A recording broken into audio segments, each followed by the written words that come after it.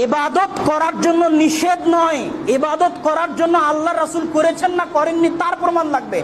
আল্লাহ রাসূল করেননি মানেই বেদাত। বেশি আমল দিয়ে জান্নাতে যাওয়া যায় না, আমল হতে হবে সৎ। আল্লাহ সুবহানাহু ওয়া তাআলা কোরআনে কোথাও বলেনি যে আমালান কাসীরা, অধিক আমল করো জান্নাতে চলে যাবা। আল্লাহ সুবহানাহু ওয়া তাআলা কোরআনে সব জায়গায় বলেছে আমালান সালেহ, সৎ আমল। একটা সিজদাও যদি সৎ হয় জান্নাতে চলে যাবেন। আর হাজার রাকাত যদি সৎ না হয় ওই ইবাদত আপনাকে জাহান্নামে নিয়ে চলে যাবে। ইবাদত জাহান্নামে নিয়ে যায় না। শহীদ, যুদ্ধ করে শহীদ জাহান্নামে যাবে না, জিহাদ করে শহীদ হওয়ার জন্য জাহান্নামে যাবে। কেন? তার ওই জিহাদ করা সৎ আমল ছিল না। আলেম দাওয়াত দিয়ে জাহান্নামে যাবে কিসের জন্য? চুরি করার জন্য, হত্যা করার জন্য? আলেম দাওয়াত দেওয়ার জন্যই জাহান্নামে যাবে। কেন? তার দাওয়াত দেওয়া সৎ ছিল না। দানকারী দান করে জাহান্নামে যাবে কিসের জন্য? সুদ খাওয়ার জন্য, ঘুষ খাওয়ার জন্য না, দান করার জন্যই জাহান্নামে যাবে। দান করাটা সৎ ছিল না।